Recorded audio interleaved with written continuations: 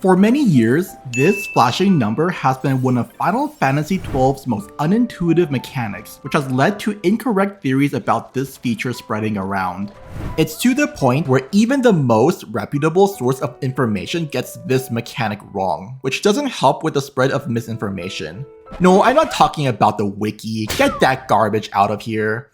I'm talking about the Game Mechanics Guide on GameFAQs. This guide uses information gathered from the official Japanese Ultimania guide, the most reputable source of information when it comes to Final Fantasy guides, and is far better than those garbage Prima guides. This has led to the Game Mechanics Guide becoming the go-to source of information for speedrunners, but unfortunately this is one of those rare instances where even the best source is wrong.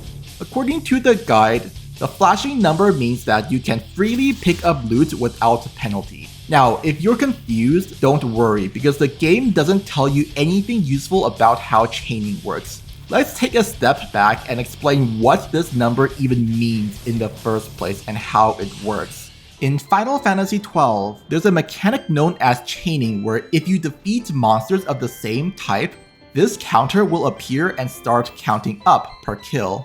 As the number goes up, you have a chance of increasing your chain level, which is what determines the chance of items dropping.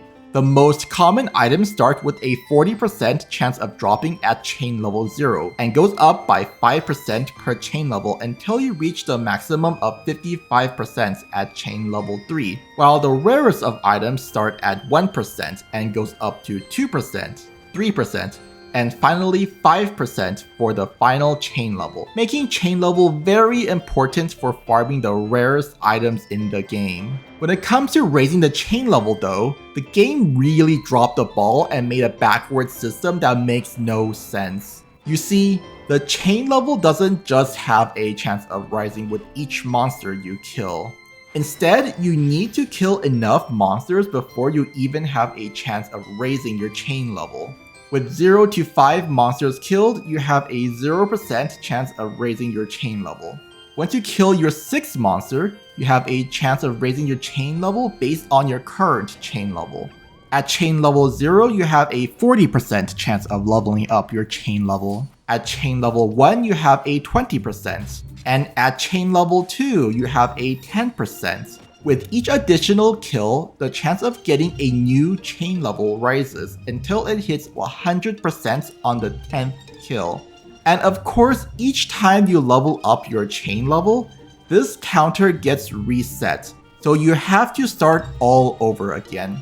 This means that in the absolute best case scenario, you can reach chain level 3 in as little as 18 kills. Or in the absolute worst case, you need as many as 30 kills. So then why is it that I'm still stuck at chain level 1 after 50 kills? This is why I say that this system is so backwards. Internally, the game has a counter that goes up with each enemy you kill, but that number also goes down when you pick up an item. So each time you pick up an item, you delay when you get the next chain level. And the worst part is that at chain level 0, this number goes down by 1 per item picked up, but at chain level 1, this number now goes down by 2 per item picked up, and then by 3 at the next chain level. So as you get a higher and higher chain level, your chance of getting items goes up. But the game in exchange punishes you by making it so that as long as you're not the world's unluckiest person, you don't get the benefits of having more item drops. And in case you're wondering, yes, this number does go into the negatives, so you can put yourself into a chain level debt you're unlikely to crawl out of. If you want to avoid the penalty and level up your chain as soon as possible, you can just avoid picking up item drops until after a chain level or 2.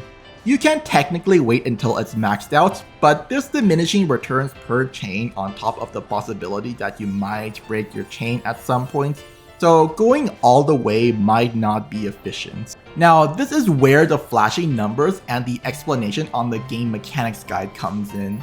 According to the guide, there is a 5% chance that the number starts glowing and a 60% chance that the number keeps glowing once it starts. During this time, you can pick up loot without any penalty, which means you can avoid getting into chain level debt during this time. Of course, this theory has been disproven time after time as people have picked up drops during this time and proceeded to not get a chain level. The world record holder for Final Fantasy XII, Zerostar, came up with a hypothesis many years ago, and still to this day, none of the runners have seen any evidence disproving it after hundreds if not thousands of hours grinding encounters in the speedrun. You see, runners have to kill over 100 jellies for experience, LP, and money to use in the run. Despite runners picking up items and getting into a major chain level debt, once the number starts glowing, this usually indicates a guaranteed chain level up. This eventually led to Zero's hypothesis that instead of the glowing number indicating a penalty-free period for you to pick up drops, it instead clears out any existing penalties while the number is flashing. This means that if you're on your 10th kill this chain, then even if you've racked up 5 or more penalties, this flashing number will give you your guaranteed chain level.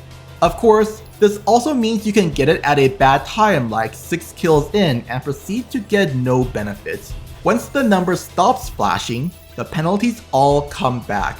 It feels like the developers added this in as a strange compromise for such a convoluted mechanic that really serves no purpose other than to punish players for not even being too lucky but just not having the worst luck in the world.